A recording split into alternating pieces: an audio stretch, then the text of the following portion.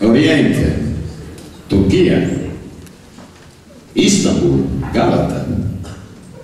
Galata è un quartiere di Istambul, proprio di fronte al Corno d'Oro, e per più di 2 secoli è stato un pezzo di Genova medio orientale. Ancora adesso, se capita di salire su per le vecchie creuse e i carucci di Galata, sembra di sentire voci levantine che ci ricordano l'antico legame con la terra madre, con la scorbutica e bellissima Genova. Carucci e creuse dove facevano il nido taverne, osterie, fumerie. Ed è proprio in una di queste fumerie che noi abbiamo immaginato, evocato con i nostri suoni e le nostre voci, questo intreccio tra melodie mediorientali e il cerchio magico del Trallalero.